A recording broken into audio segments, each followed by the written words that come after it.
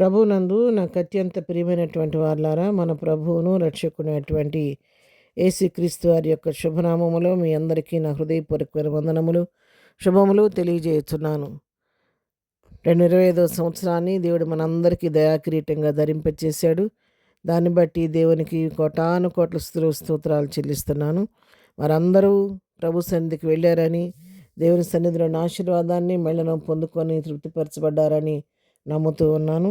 మరి ప్రభు కృపను బట్టి ఎలాంటి అవాంఛనీయ సంఘటనలు జరగకుండా చక్కగా ఆశీర్వాదకరంగా ఎంతో పీస్ఫుల్గా ఈ న్యూ ఇయర్ సెలబ్రేషన్స్ కంప్లీట్ అవ్వడానికి దేవుడు సహాయం చేశారు, కృప చూపించారు. అందుని బట్టి దేవుడికి నేను ఎన్నో వందనాలు, స్తోత్రాలు చెల్లిస్తున్నాను. ఎందుకంటే ఉన్నటువంటి పరిస్థితుల్లో ఏ సమయంలో శత్రువు పొంచి ఉండి ఎలా మన మీద దాడి చేస్తాడో తెలియనటువంటి భయంకర దినాల్లో అనేక దినాలుగా మరి నేను ప్రార్థన చేస్తూ వచ్చాను. అనేకులు మరి దైవజనులైనటువంటి అనేకులు విషయాల కొరకు ప్రార్థన చేశారు. ప్రభు మనందరి ప్రార్థన ఆలకించి ఎంతో సమాధానకరంగా, ఆశీర్వాదకరంగా మంచి వాతావరణం ఇచ్చి చక్కగా న్యూ ఇయర్ సెలబ్రేషన్స్ జరగడానికి, వాచ్ నైట్ సర్వీస్ ప్రేయర్స్ అన్ని కంప్లీట్ అవ్వడానికి దేవుడు సహాయం చేశాడు. దాన్ని బట్టి దేవునికి మనం ఎంతో కృతజ్ఞతలు చెల్లించవలసిన వారమై ఉన్నాం. పిల్లారా, మరి నూతన సంవత్సరంలో 2వ తారీఖున ఈ విధంగా దేవుని వాక్యాన్ని ధ్యానం చేసుకునే కృప మనకు అనుగ్రహించాడు దేవుడు. మరి ఈరోజు వాక్య ధ్యానం కొరకు మనం తీసుకున్నటువంటి లేఖన భాగం హబక్కూకు గ్రంథము 3వ అధ్యాయము 2వ వచనం చదువుకుందాం. ఈ ప్రవక్త అయినటువంటి చిన్న ప్రవక్తలో ఒక ప్రవక్త అయినటువంటి హబక్కూకు చేసిన ప్రార్థన 3వ అధ్యాయం 1 నుంచి 2 వచనాలు చదువుకుంటే, ప్రవక్త యగు హబక్కూకు చేసిన ప్రార్థన వాద్యములతో పాడదగినది. యెహోవా, నిన్ను గూర్చిన వార్త విని నేను భయపడుచున్నాను. యెహోవా, సంవత్సరంలో జరుగుచుండగా నీ కార్యము నూతనపరచుము. సంవత్సరంలో జరుగుచుండగా దానిని తెలియజేయము.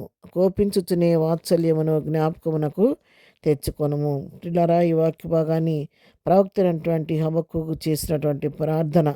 ప్రభు సన్నిధిలో ఆయన ప్రార్థన చేస్తున్నాడు. ఏమని ప్రార్థన చేస్తున్నాడంటే, యెహోవా నా దేవా, సంవత్సరం వెంబడి సంవత్సరం జరిగిపోతూ ఉన్నాయి.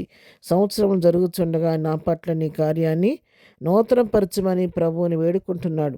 అయ్యా, మరి నా జీవితంలో ఎన్నో నెలలు, వారాలు, సంవత్సరాలు గడిచిపోతున్నాయి అయ్యా. సంవత్సరాలు జరిగిపోతుండగా మరి నా పరిస్థితి అలాగే ఉండకూడదు, కానీ నా పట్ల నీ కార్యాలు నూతనపరిచయ్యా అని ప్రభు సన్నిధిలో ప్రార్థన చేస్తున్నాడు. అవును ప్రియులారా, మనం కూడా నూతన వచ్చలో ప్రవేశించిన మనము ప్రభు సన్నిధిలో ప్రార్థించాలి. ప్రభా, ఈ నూతన సంవత్సరం నా పట్ల నీ కార్యాలు నూతనపరచు, నూతనమైన కార్యాలు నా కుటుంబం పట్ల చెయ్యి, నూతన దీవెనలతో నింపండి, నూతన కృపలతో నింపమని అడగాలి ప్రభువును. మనల్ని ప్రభు సన్నిధిలో ప్రార్థన చేయాలి. ఇంకొక మాట మాట్లాడుతున్నాడు, సంవత్సరం జరుగుతుండగా దానిని తెలియజేయము, కోపించుచునే వాత్సల్యమును జ్ఞాపకమునకు తెచ్చుకోను అంటున్నాడు. ఇక దేవుని యొక్క 2 కోణాలు భక్తులు తెలియచేస్తున్నారు. కోపించుచునే వాత్సల్యమును జ్ఞాపకమునకు తెచ్చుకొని అంటున్నాడు. చాలా శ్రేష్టమైనటువంటి మాట. అవును, ఆయన ప్రేమ కలిగిన దేవుడే కానీ రోషం కలిగిన దేవుడు.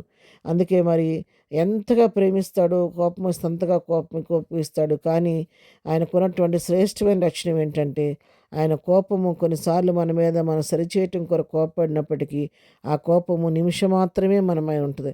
లేకపోతే ఎల్లకాలం కోపించే దేవుడైతే ఈనాడు మనం నశించిపోవలసిన వారు. కోపం మాత్రం నిమిషం మాత్రమే ఉంటుంది, కానీ దయ మాత్రం ఆయుష్కాలం మన పట్ల చూపిస్తూ ఉంటాడు. ఆయన వాత్సల్యత అనుదినము, విలాపవాక్యాలు 3:22 రాయబడి, అనుదినము ఆయనకు నూతనముగా వాత్సల్యత పుట్టుచున్నదని దేవుని వాక్యం సెలవిస్తుంది. కాబట్టి ఆయనకి దినదినము నీ పట్ల నా పట్ల నూతనమైన వాత్సల్యత కలుగుతున్నది. కాబట్టి మనల్ని క్షమిస్తూ మన అవిధేయతలను బట్టి చూడక ఇంతవరకు మన కృపగా పాత్రలుగా చేసి ఆయన నడిపిస్తూ వస్తున్నాడు.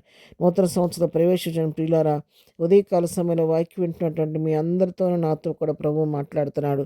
ఈ నూతన సంవత్సరంలో మీ మార్గాలు మీరు సరిచేసుకోండి, మీ ఆలోచనలు మీరు శుద్ధి చేసుకోండి, మీ నడవడిని శుద్ధి చేసుకోండి, మీ తలంపులను శుద్ధి చేసుకోండి.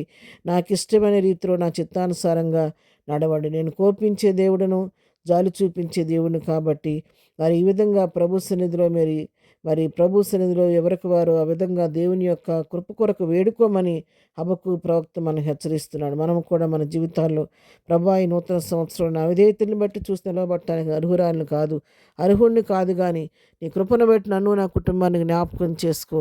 నా కుటుంబం పట్ల నీ కార్యాలు నూతనపరచు, నా జీవితంలో నీ కార్యాలు నూతనపరచు. ఆగిపోయిన నా కార్యాలు నీ సంవత్సరం జరగాలి ప్రభా. నీ కృపకు పాత్రునిగా చేయమని హృదయపూర్వకంగా మనం ప్రభు సన్నిధికి వెళ్ళి కనుక ఆయన సన్నిధిలో ప్రార్థన చేసే సహాయం అడిగినట్లయితే ఆయన తప్పకుండా నీ పట్ల నా పట్ల ఆయన తన కార్యాలు జరిగించే దేవుడు అయినాడు. అందుకే మత్తయి సువార్త 7:7లో ఉంది, అడుగుడి మీకు ఇవ్వబడును, వెదకుడి మీకు దొరుకును, తట్టుడి మీకు తీయబడినాడు. కాబట్టి అడిగినప్పుడు మనం అడిగి ప్రార్థించినప్పుడు ఏం చేస్తున్నాడు, అడుగు వాటికంటే ఊహించే వాటికంటే అద్భుతంగా ఇవ్వగలిగిన దేవుడు. కాబట్టి ఆ విధంగా ప్రభుత్వాన్ని అడగటం నేర్చుకుందాం. నూతన సంవత్సరంలో ప్రతి వారు ఎవరు మౌనంగా ఉండకుండా మన నోరు తెరిచి మన ప్రతి అవసరత కొరకు, ఆశీర్వాదం కొరకు, నూతన కార్యాలు ప్రభు మన పట్ల చేయనట్లుగా నోరు తెరిచి ప్రభుని అడుగుదాం. హబక్కూకు చేసినట్లుగా ప్రార్థన చేద్దాం. ఈ సంవత్సరం మన ప్రార్థన యొక్క పరిమాణాన్ని పెంచుకుందాం, మన విశ్వాస పరిమాణాన్ని పెంచుకుందాం, మన అంతఃకరణను విశాలం చేయమని ప్రభువుని అడుగుదాము. ఎక్కువ మునుపటి కంటే మరి ఎక్కువగా ప్రభుతో ఎక్కువ సమయాన్ని గడపడానికి ప్రయత్నిద్దాము. ప్రభు సంధిని అడిగి పొందుకుందాము. హబక్కూకు ప్రార్థించినట్లుగా మనం కూడా ప్రభు సంధికి వెళ్ళి మన అవసరతన్నిటి కొరకు, మన బిడ్డల కొరకు, మన కుటుంబాల కొరకు, మన కొరకు, వ్యక్తిగతంగా ఆత్మీయ స్థితుల అభివృద్ధి కొరకు, అన్ని విషయాల కొరకు ప్రభు సన్నిధిలో ప్రార్థన చేసి అడిగి పొందుకొని ప్రభు కృపలో ముందుకు సాగిపోదాం. అలాంటి కృపా ధన్యత ప్రభు మనకందరికీ దయచేయను గాక. ఆమేన్. ప్రార్థన చేసుకుందాం. ప్రభా, ఈ ఉదయకాల సమయంలో నీ సన్నిధికి వస్తున్నాను తండ్రి. వాక్యం వింటున్న మా ప్రియులైన అందరినీ పేరు పేరుని దీవించి ఆశీర్వదించండి. మమ్మల్ని అందరిని ఎంతగానో ప్రేమించి గత సంవత్సరం అంతా నీ కృపలో భద్రపరిచి నూతన సంవత్సరం మనం ప్రవేశపెట్టారు. నీ స్తోత్రాలు. నూతన సంవత్సరం ప్రారంభ దినాల్లో నీ సన్నిధికి వస్తుండగా నీ కృప నా పట్ల మా పట్ల కనపరచండి. హబక్కూకు ప్రార్థించినట్టుగా మేము కూడా ప్రార్థిస్తున్నాను ఆయన. సంవత్సరం జరుగుతుండగా నీ కార్యాలు మా పట్ల, మా కుటుంబాల పట్ల నూతన పరచండి నాయన.